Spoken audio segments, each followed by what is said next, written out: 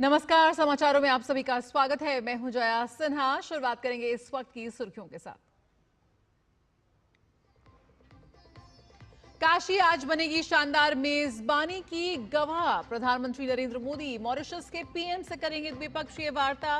व्यापारिक, सांस्कृतिक और विरासत सहित विभिन्न मुद्दों पर होगी चर्चा।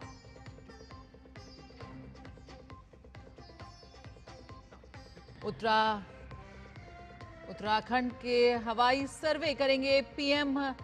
उत्तराखंड के बाढ़ प्रभावित इलाकों का हवाई सर्वेक्षण करेंगे प्रधानमंत्री मोदी। सीएम धामी और आला अधिकारियों के साथ करेंगे उच्च स्तरीय समीक्षा बैठक।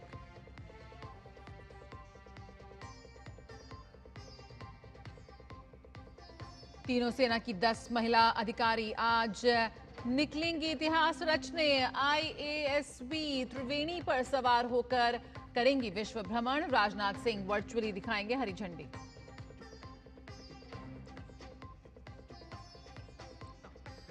आरएसएस प्रमुख मोहन भागवत को 75वें जन्मदिन पर प्रधानमंत्री ने दी शुभकामनाएं। कहा, समता, समरसता और बंधुत्व की भावना को सशक्त करने में भागवत जी का महत्वपूर्ण योगदान।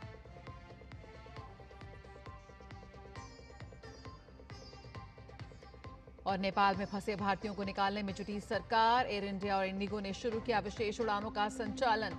हिंसक प्रदर्शन में अब तक 30 लोगों की मौत।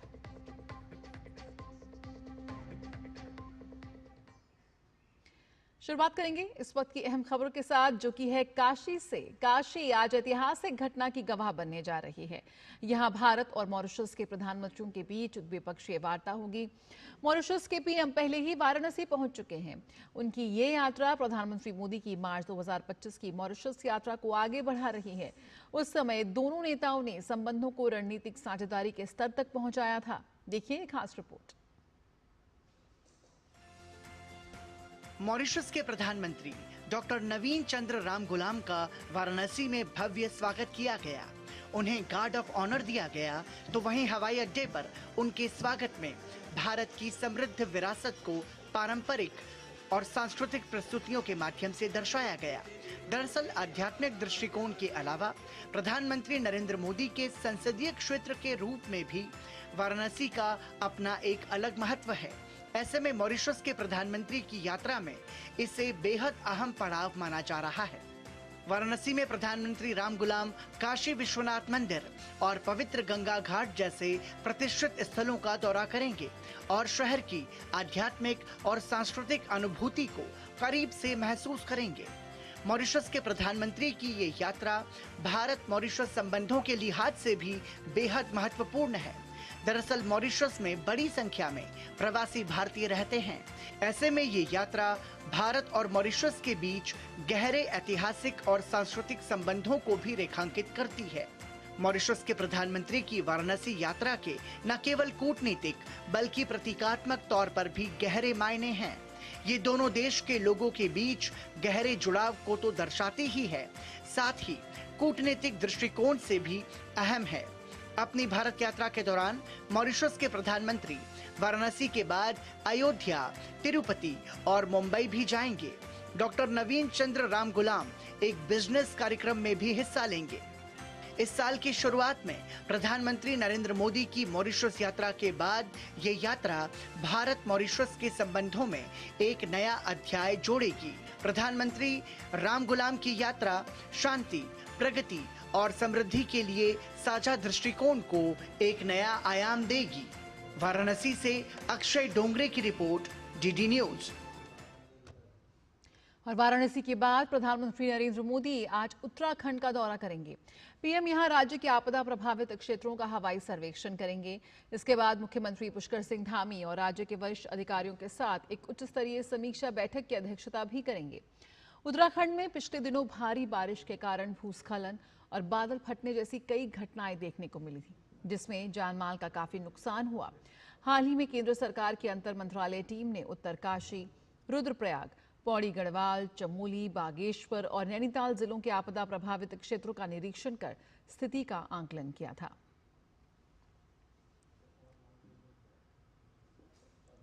तो प्रधानमंत्री का आज उत्तराखंड दौरा, उच्च स्तरीय बैठक करेंगे और साथ ही स्थिति की समीक्षा भी करेंगे। भारत की थल सेना, वायुसेना और नौसेना की 10 महिला अधिकारियों का एक दल आज इतिहास रचने निकल रहा है। ये दल मुंबई के गेटवे ऑफ इंडिया से भारतीय सेना के नौकायान पोत IASV त्रिवेणी पर सवार होकर विश्व भ्रमण के लिए रवाना होगा। इस अभियान को रक्षा मंत्री राजनाथ सिंह वर्चुअल रूप से हरी झंडी दिखाकर रवाना करेंगे। लेफ्टिनेंट कर्नल अनुजा वरुटकर के नेतृत्व वाले इस दल में सेना के 5, वायुसेना के 4 और नौसेना की 1 अधिकारी हैं। ये पहली बार है कि भारतीय सशस्त्र बल संयुक्त रूप से किसी जल यात्रा मिशन का नेतृत्व कर रहे हैं। ये अधिकारी 2600 तो समुद्र में महिला शक्ति देखने को मिलेगी। IASV त्रिवेणी ये 3 सशस्त्र बलों को लेकर 10 महिला अधिकारी रचेंगे इतिहास और निकलेंगी समुद्र में। RSS प्रमुख मोहन भागवत का आज 75वां जन्मदिन है। प्रधानमंत्री मोदी ने उन्हें शुभकामनाएं दी हैं। एक्स पोस्ट में PM ने लिखा है कि मोहन भागवत जी ने वसुधैव कुटुंबकम के मंत्र से प्रेरित होकर समता, समरसता और बंधुत्व की भावना को सशक्त करने में अपना पूरा जीवन समर्पित किया है। PM ने उनके दीर्घायु और स्वस्थ जीवन की कामना की है। प्रधानमंत्री मोदी ने RSS प्रमुख मोहन भागवत पर एक विशेष संदेश भी लिखा।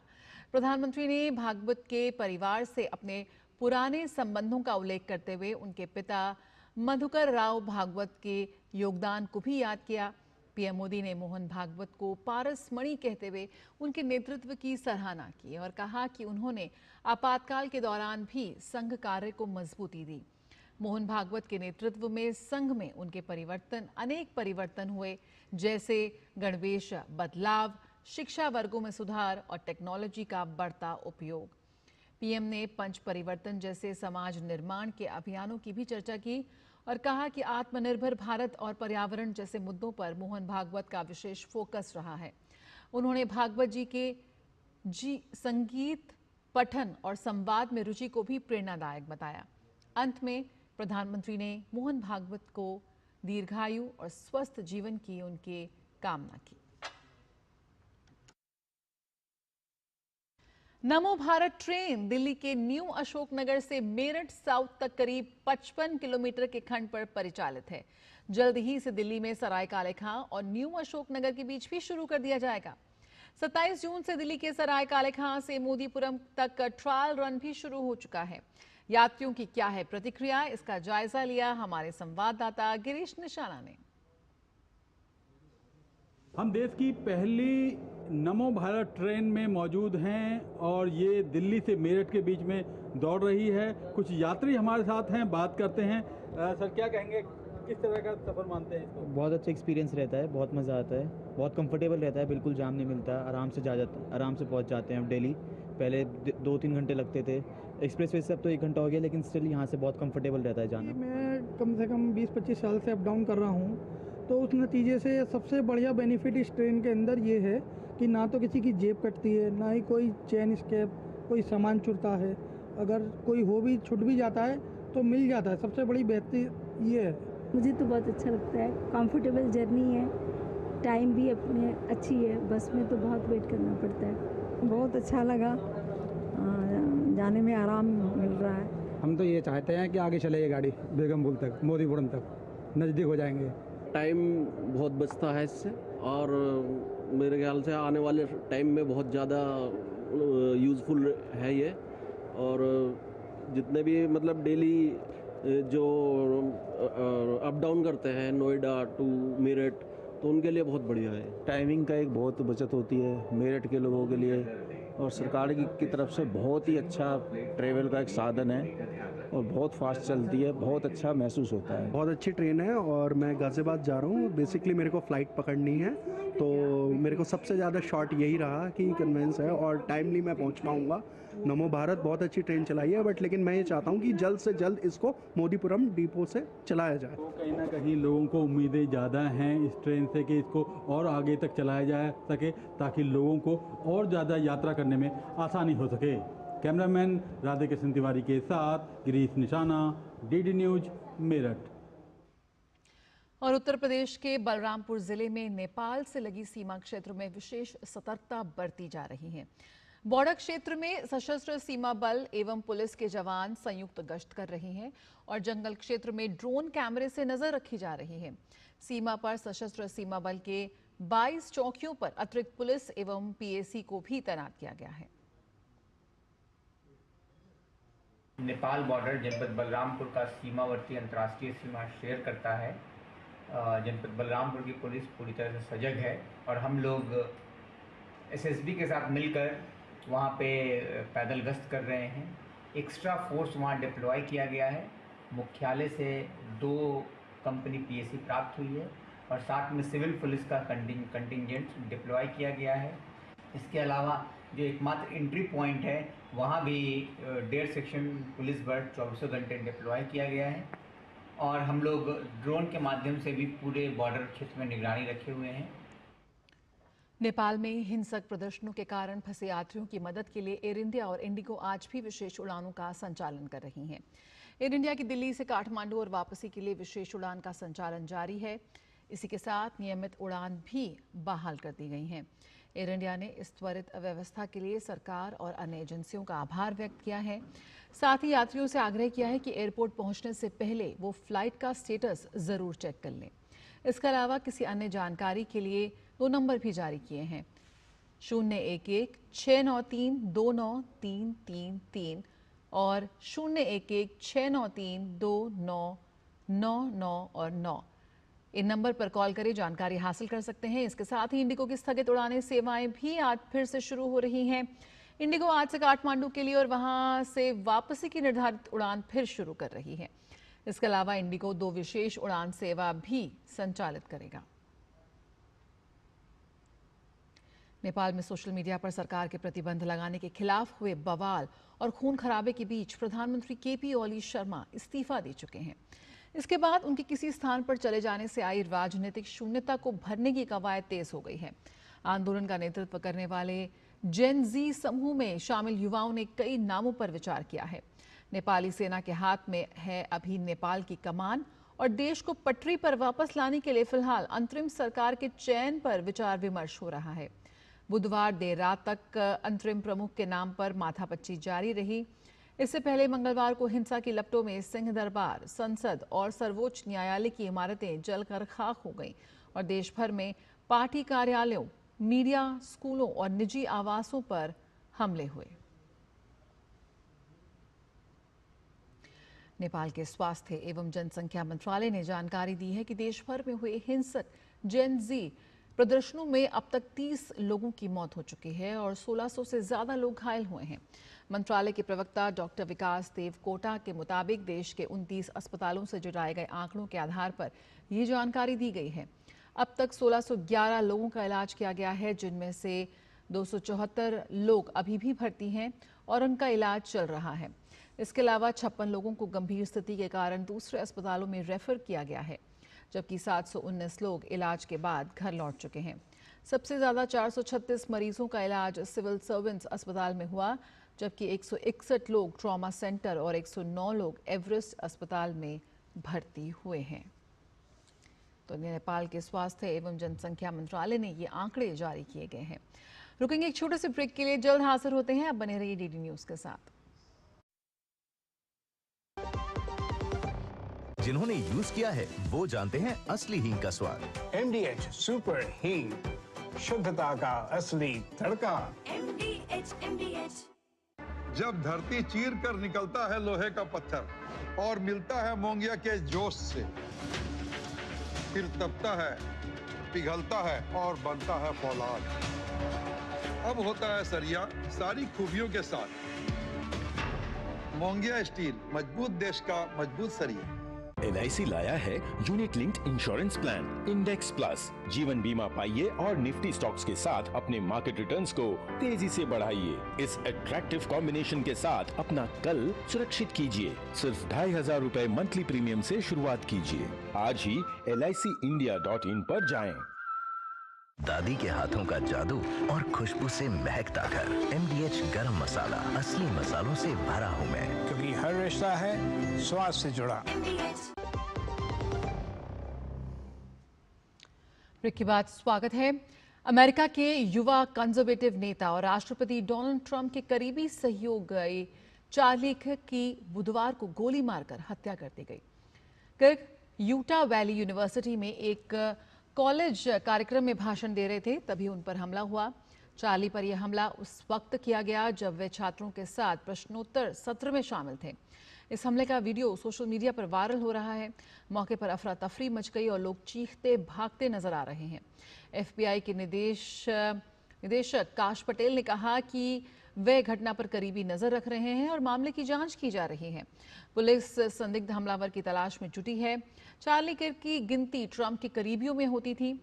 किर्क ने 2012 में शिकागो के उपनगर में टर्निंग पॉइंट USA की स्थापना की थी।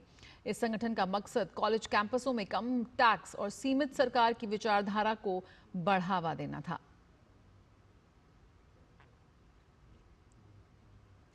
पोलैंड और नेटो की सेनाओं ने यूक्रेन पर रूस के हवाई हमले के दौरान पोलैंड हवाई क्षेत्र के कथित उल्लंघन में रूसी ड्रोन को मार गिराया है। पोलैंड के प्रधानमंत्री डोनाल्ड टस्क ने दावा किया है कि हवाई क्षेत्र का उल्लंघन रूस की ओर से जानबूझकर किए गए उकसावे का नतीजा था। वहीं यूक्रेनी राष्ट्रपति व्लादिमीर जेलेंस्की ने दावा किया कि ये कोई दुर्घटना या भूल नहीं है, बल्कि जानबूझकर की गई हरकत थी।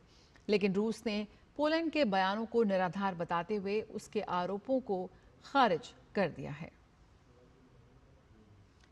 तो यहां पर पोलैंड ने हवाई क्षेत्र में घुसे रूसी ड्रोन को मार गिराया है। रुक करते हैं खेल जगत का।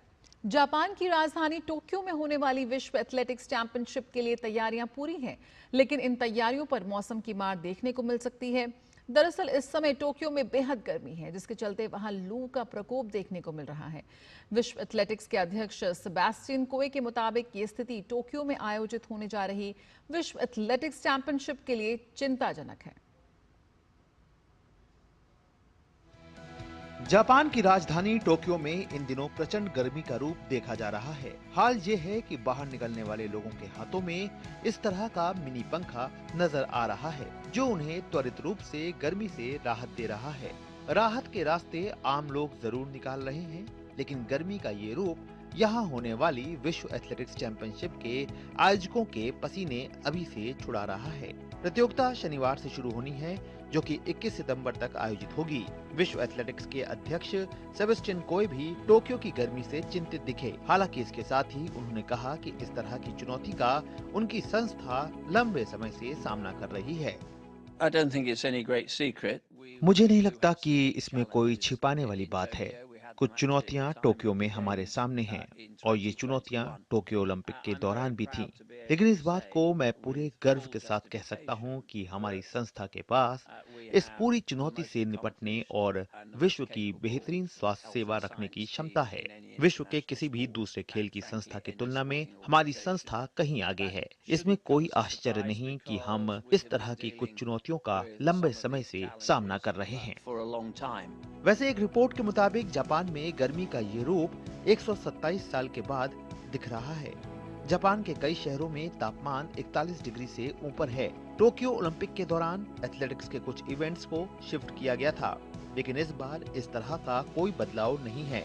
जापान की सरकार ने भी इस कड़ी में कोई बहुत ज्यादा कदम नहीं उठाए हैं और यही बात सेबेस्टियन कोए को सबसे ज्यादा खल रही है। बहरहाल संस्था को उम्मीद है कि न केवल प्रतियोगिता का सफलतापूर्वक आयोजन होगा, बल्कि खिलाड़ियों का ख्याल भी उचित तरीके से रखा जाएगा। Sports desk, DD news. Bharat ने एशिया कप 2025 में धमाकेदार शुरुआत की है। टीम ने यूएई के खिलाफ 58 रन का टारगेट सिर्फ 27 गेंदों में हासिल कर लिया। ये भारत का सबसे तेज रन चेज है। अभिषेक शर्मा 30 रन बनाकर आउट हुए, जबकि शुभमन गिल 20 रन पर नाबाद लौटे। बुधवार को दुबई इंटरनेशनल स्टेडियम में भारत ने टॉस जीतकर गेंदबाजी चुनी। यूएई 13.1 ओवर में 57 रन पर ऑल आउट हो गई। टीम ने आखिरी 8 विकेट 28 रन बनाने में गंवा दिए। ओपनर आलिशान शराफू ने 22 और कप्तान मोहम्मद वसीम ने 19 रन बनाए। भारत की ओर से कुलदीप यादव ने 4 विकेट झटके। शिवम दुबे ने 3 विकेट हासिल किए। भारतीय टीम की ओर से अभिषेक शर्मा 30 रन बनाकर आउट हुए। इंग्लैंड और दक्षिण अफ्रीका के बीच 3 मैच की T20 सीरीज का पहला मुकाबला दक्षिण अफ्रीका ने 14 रन से अपने नाम कर लिया है। बारिश से बाधित इस मुकाबले को अफ्रीका की टीम ने डकवर्थ लुइस नियम के आधार पर अपने नाम किया।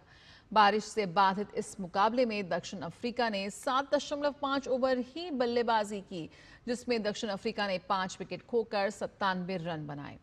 इसके बाद बारिश ने फिर खलल डाला और टारगेट को 5 ओवर में 69 रन कर दिया गया, जिसका पीछा करते हुए इंग्लिश टीम सिर्फ 54 रन ही बना सकी।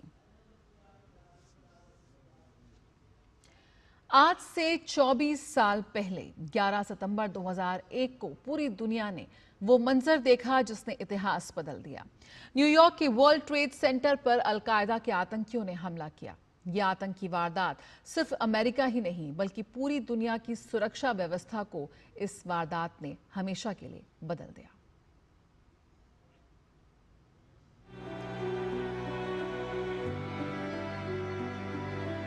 ये तस्वीरें तो आपको याद ही होंगी।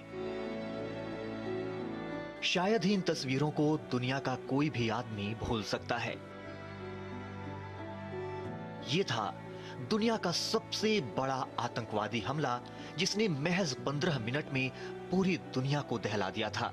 ये एक ऐसी घटना थी जिसे जिसने भी देखा वो सिहर गया। 11 सितंबर 2001 सुबह 8:46। एक प्लेन दुनिया के सबसे बड़े बिजनेस ट्विन टावर के एक टावर से टकराया। जब तक कोई कुछ समझ पाता, कोई कुछ देख पाता, ठीक 17 मिनट के बाद दूसरे टावर से भी एक प्लेन टकराया और इसी के साथ पूरे न्यूयॉर्क शहर में अफरा तफरी मच गई। चारों तरफ चीख पुकार मच गई और कुछ देर बाद ही दोनों टावर जमींदोज हो गए। ये घटना इतनी तेजी से घटी कि पूरी दुनिया कुछ समझ ही नहीं पाई। अमेरिका में इतना बड़ा हमला पहली बार हुआ था जिसकी कल्पना शायद अमेरिका क्या दुनिया के किसी भी देश ने नहीं की होगी। दरअसल इस आतंकवादी हमले का वीडियो तो पूरी दुनिया ने देखा, लेकिन 11 सितंबर को अमेरिका पर सिर्फ 2 हमले नहीं हुए थे बल्कि 4 हमले हुए थे। पहले 2 हमले तो ट्विन टावर पर हुए थे, उसके बाद तीसरा हमला वर्जीनिया के अर्लिंगटन काउंटी में पेंटागन पर हुआ जो अमेरिकी रक्षा विभाग का मुख्यालय है, और चौथा हमला होते होते रह गया। दरअसल चौथे प्लेन हमले से पहले ही अमेरिका के पेंसिल्वेनिया क्षेत्र में दुर्घटनाग्रस्त हो गया। इस हमले के बाद पूरा न्यूयॉर्क शहर धुएं और धूल मिट्टी के गुबार से भर गया। कुछ लोग अपनी जान बचाने के लिए ट्विन टावरों की खिड़कियों से कूदने लगे तो कुछ लोग बचने के लिए सीढ़ियों से भागने लगे। इस आतंकी हमले में कुल 2996 लोगों की मौत हो गई, जिसमें 4 विमानों में 265 और ट्विन टावर के पास 2606 लोगों की मौत हुई थी। वहीं पेंटागन में कुल 125 लोगों की मौत हुई। इस आतंकी हमले में करीब 90 देशों के लोगों की मौत हुई थी। दुनिया ने पहली बार महसूस किया कि आतंकवाद की मार कितनी गहरी और विनाशकारी हो सकती है। इस हमले के पीछे अलकायदा का सरगना ओसामा बिन लादेन था। इतिहास के सबसे भयंकर आतंकी हमले के बाद दुनिया भर में आतंकवाद के खिलाफ जीरो टॉलरेंस के महत्व को शिद्दत से महसूस किया गया। अलकायदा के गढ़ में तब्दील हो चुके अफगानिस्तान के इलाकों पर अमेरिका ने हमले शुरू किए। तकरीबन 1 दशक तक चले तलाशी अभियान के बाद अमेरिका ने आखिरकार 2 मई 2011 में ओसामा बिन लादेन को ढूंढ ही निकाला। पाकिस्तान के एबटाबाद में एक सफल अभियान में दुनिया के सबसे खतरनाक आतंकी संगठन अलकायदा के सरगना ओसामा बिन लादेन को मार गिराया गया। अमेरिका सहित विश्व के अधिकांश देशों ने 11 सितंबर के आतंकी हमले के बाद आतंकवाद के खिलाफ अपने रवैये को और सख्त कर लिया। 9/11 सिर्फ एक हमला नहीं था, ये पूरी दुनिया को आतंकवाद के खिलाफ एकजुट होने की पुकार थी। आज भी न्यूयॉर्क के ग्राउंड जीरो पर हजारों लोग शहीदों को श्रद्धांजलि देने पहुंचते हैं। Bureau report, DD news. Twin towers पर हमला इंसानियत पर हमला था, लेकिन अफसोस की दुनिया आज भी इन तस्वीरों को देखने के बाद भी सबक नहीं ले पाती। कई ऐसे देश हैं। इसी के साथ इस बुलेटिन में इतना ही। मुझे दीजिए इजाजत। नमस्कार।